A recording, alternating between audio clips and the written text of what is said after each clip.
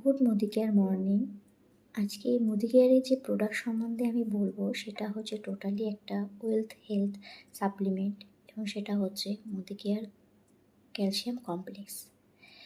এবার হচ্ছে একটা এজের পর অর্থাৎ আফটার 30 আমাদের অবশ্যই ক্যালসিয়াম নেওয়া উচিত এবং সেটা কেন মুদি কেয়ারের ক্যালসিয়াম নেব এবং অন্য বাজারের ক্যালসিয়াম কেন নয় সেটাই বলবো। যখন আমরা বাজারের কোনো ক্যালসিয়াম আমরা ইউজ করি বা খাই, সেটাতে তখন ডাক্তার একটা অ্যান্টাসিড খেতে আমাদের বলে।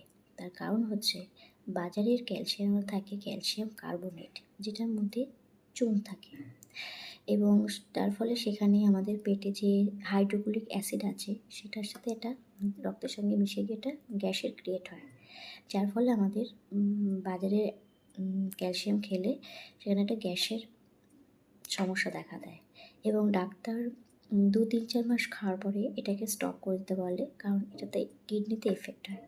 বাট আমাদের এই যে মুদি কেয়ারে যে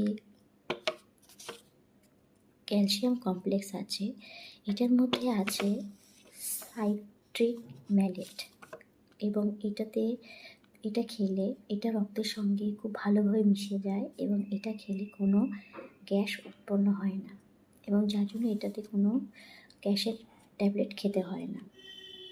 এবং এর মধ্যে আছে vitamin K, D, magnesium, zinc আরও অনেক কিছু।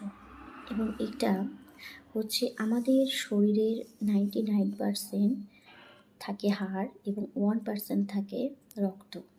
যখন আমরা ক্যালসিয়াম নিই না তখন আমাদের ওই যে 1% যে ব্লাড থাকে তখন সে হাড়ের থেকে ক্যালসিয়াম নিতে থাকে, যার ফলে আমাদের একটা আমরা ফিল করি, ব্যথার অনুভব হয়। কিন্তু যদি আমরা ক্যালসিয়াম নিই তাহলে সেই ব্যথাটা আমাদের আর ফিল করতে হবে না এবং সেই জন্যই ক্যালসিয়াম নেওয়া আমাদের খুবই দরকার। এবং যাদের আমরা অবশ্যই বলবো উই মাস্ট সে যে মহিলাদের তো অবশ্যই ক্যালসিয়াম নেওয়া উচিত, কারণ মহিলাদের যে পিরিয়ডস হয় তাতে আমাদের ক্যালসিয়াম অনেকটা লস হতে থাকে, যার ফলে ক্যালসিয়াম নেওয়া তাদের অবশ্যই দরকার। তো আমি সবসময় অ্যাডভাইস করবো যে ক্যালসিয়াম খাওয়া আমাদের খুবই দরকার। আর যেখানে কোনো এটা হচ্ছে আমাদের ক্যালসিয়াম হচ্ছে একটা নর্মাল ন্যাচারাল প্রোডাক্ট, এতে কোনো সাইড এফেক্ট নেই। তাই আমি অবশ্যই প্রেসক্রাইব করবো যে যেটাতে আমাদের গ্যাস ওষুধ খেতে হয় না, যেটা খেলে কোনো রিয়াকশান হবে না, সেই ক্যালসিয়াম খাওয়া আমাদের অবশ্যই দরকার। তো আমার ভিডিও যদি ভালো লাগে অবশ্যই কমেন্ট করে বলো কেমন হয়েছে।